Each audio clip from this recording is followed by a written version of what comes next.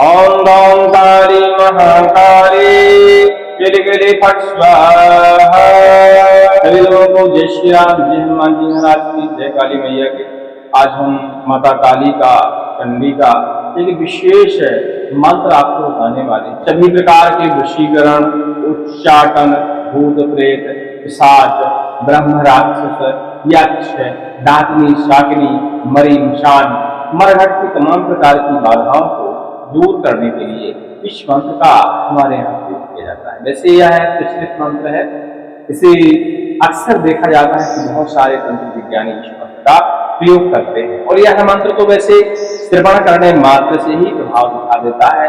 कोई जिसे सिद्ध नहीं कर पाता है, अच्छे से प्रयोग करना उसे नहीं आता है, इस मंत्र को लगातार माता काली का ध्यान करते हुए श्रवण कर ले कुछ दिन तक, एक दिन में तो नहीं हुआ, तो कुछ दिन तक लगातार श्रवण कर ले। यदि किसी प्रकार का वशीकरण उसको खिलाया गया है तो निश्चित मानिए कि वह हट जाएगा। उच्चाटन की क्रिया करी गई है तो वह टूट जाएगी। भूत प्रेत, तंत्र की बाधाएं, तमाम प्रकार की बाधाएं होती हैं, वो सभी इस मंत्र प्रभाव से हट जाएंगे। सुनने में देखिए लंबा समय लगता है और धीरे धीरे आराम लगता है, पूरा आराम एक बार में करने में लगता है। मंत्र को यदि आप प्रयोग करते हैं तो प्रयोग करने में एक ही बार में कल्याण हो जाता है, समस्त प्रकार की बाधाओं का समाप्त हो जाता है। आज हम इसी मंत्र की आपको विधि बताने वाले हैं। यह मंत्र आपने हमारे चैनल पर इस वीडियो के रिलीज होने के पहले ही श्रवण कर लिया होगा। माता काली का यह मंत्र बहुत ही शक्तिशाली मंत्र है और कहा जाए तो हमारे चैनल पर यह मंत्र पहली बार श्रवण कर रहे होंगे और यूट्यूब पर भी पहली बार ही इस मंत्र को आप श्रवण कर रहे हैं। इसमें हम पहले आपको कुछ विधियां बता देते हैं और फिर इसके बाद हम मंत्र के बारे में जानकारी देते हैं। जैसे अक्सर देखा जाता है, कई लोगों का मानना होता है, टेलीग्राम के माध्यम से, कमेंट के माध्यम से जानकारी आती है, वशीकरण लाया गया है जो आसानी से हट नहीं रहा है। तो इस मंत्र का प्रभाव कुछ ऐसा होता है कि वशीकरण किसी भी प्रकार का हो, किसी भी प्रकार की परिविद्या हो, किसी भी प्रकार की तंत्र विद्या हो, उसको यह मंत्र समाप्त कर देता है। बस छोटे छोटे उपाय करने की आपको आवश्यकता है, वो उपाय यदि आप कर लेते हैं तो निश्चित मानिए कि आपकी जो बाधा है वह हमेशा के लिए हट जाएगी। अब देखिए, मंत्र जब आप श्रवण करेंगे तो इस मंत्र की शक्ति का तो आपको पता चल ही जाएगा कि यह मंत्र किस किस काम आते आने वाला है। लेकिन मुख्य मुद्दा आज का खिलाए गए वशीकरण की बाधा का है। तो किसी भी रविवार के दिन यदि पुष्योग पड़ता है, जिसे रवि पुष्योग कहते हैं, गुरु पुष्योग पड़ता है, उस दिन भी इस मंत्र का आप प्रयोग कर सकते हैं। बाकी इस मंत्र का जो सिद्धिकरण होता है वह आप नवरात्रों में करें तो उत्तम माना जाता है, नहीं तो आप अमावस्या के दिन भी कर सकते हैं। अमावस्या के दिन जब आपको इस मंत्र का शुभारंभ करना होता है, इस मंत्र की साधना करनी होती है, तो उसमें से बाधा हरण के लिए आप इस मंत्र की साधना कर सकते हैं।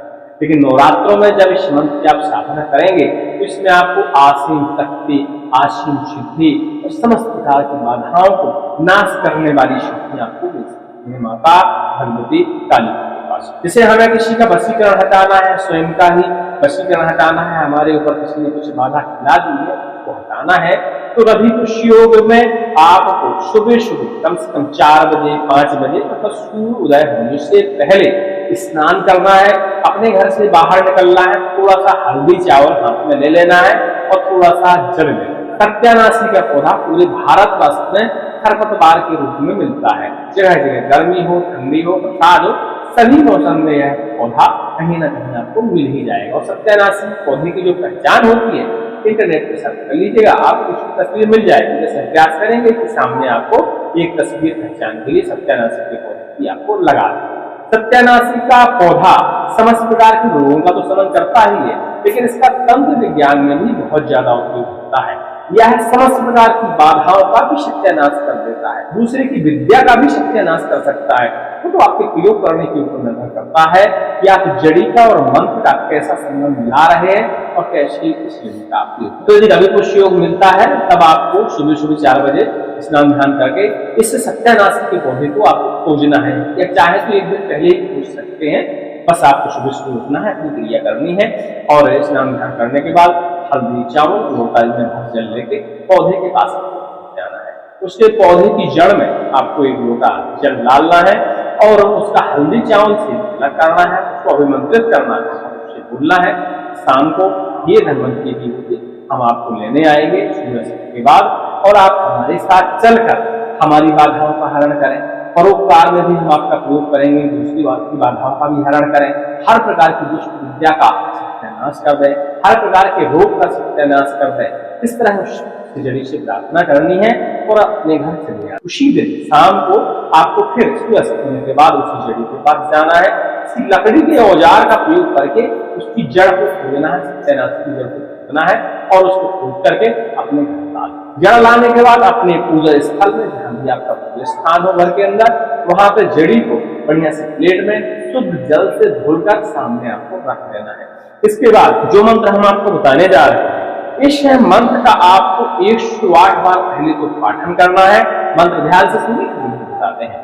ओम नमो भगवती महामाये महाविद्ये कृष्णवर्णे महाकाल प्रिये तुष्ट चंडालिनी शूल वज्रांकुश शक्तिधारिणी रुद्र मांस वसावक्षिणी कपाल खड़बंधारिणी सर्व भय विनाशिनी मम शत्रुं छेदय छेदय दह दह हन हन पच पच धम धम मथ मथ सर्वान् दुष्टान् ग्रस ग्रस परतंत्र परमंत्र पर विद्यां छिंद छिंद वशीकरण उच्चाटन नाशय नाशय निवारय निवारय तारय त्रोटय त्रोटय विध्वंसय बुद्धंसय भूत प्रेत ब्रह्म पिशाच ब्रह्म राक्षस सर्व यक्ष यमदूत शाकिनी डाकिनी सर्व श्राप दातस्व राधिकम नाशय नाशय मारय मारय भंजय भंजय ओम फट स्वाहा ओम नम काली महाकाली गिलगिल फट स्वाहा।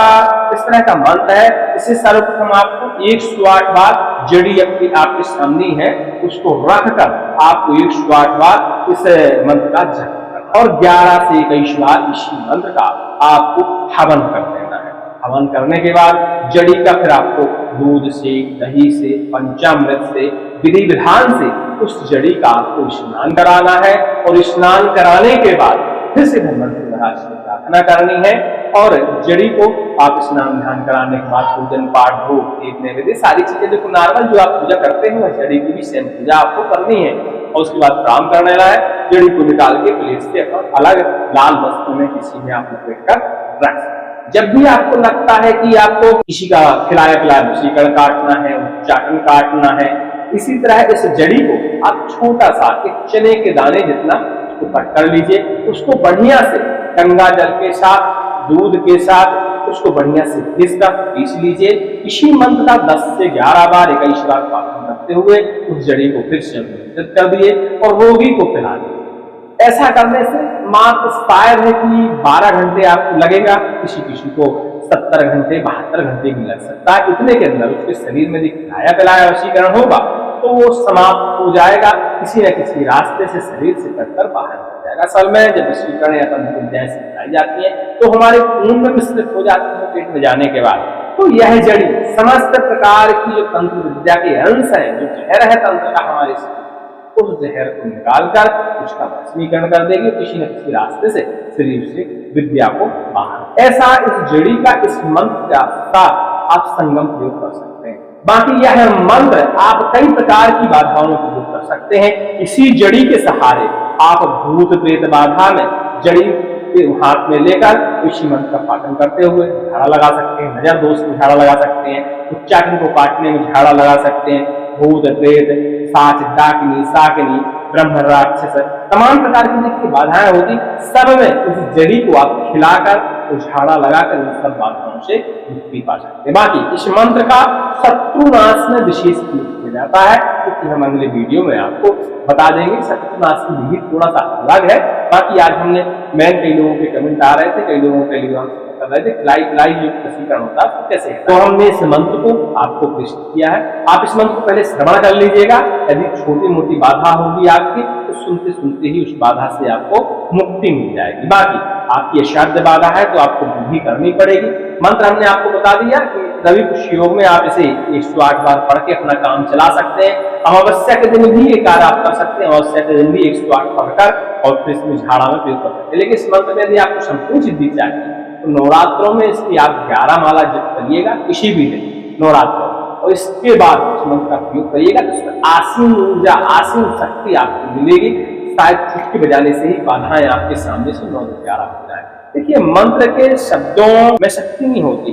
मंत्र को जब हम सुनते हैं, मंत्र को जब हम जपते हैं, उस समय हमारी ध्यान करने की स्थिति होती है, उसमें शक्ति होती है, उसके जरिए हमको ऊर्जा मिलती है। मंत्र का जब सिद्धिकरण करिएगा, माता काली का ध्यान करिएगा, मंत्र का श्रवण करिएगा, तब भी माता काली का ध्यान करिएगा, आपके मंत्र में अपने आप की ऊर्जा पड़ जाएगी। जो सबसे बड़ी बात है, मंत्र कार्य करते हैं विश्वास और श्रद्धा के साथ। मंत्र के प्रति आपका विश्वास और श्रद्धा बनी रहेगी, मंत्र आपके लिए कार्य कर जाएगा, और उपकार में इसका कार्य लेंगे, उसमें भी इसका कार्य आशीम आपको देगा। चलिए, सभी को जय श्री राम, जय हनुमान जी महाराज, जय काली मैया। अधिक जानकारी के लिए टेलीग्राम पर कर लीजिएगा।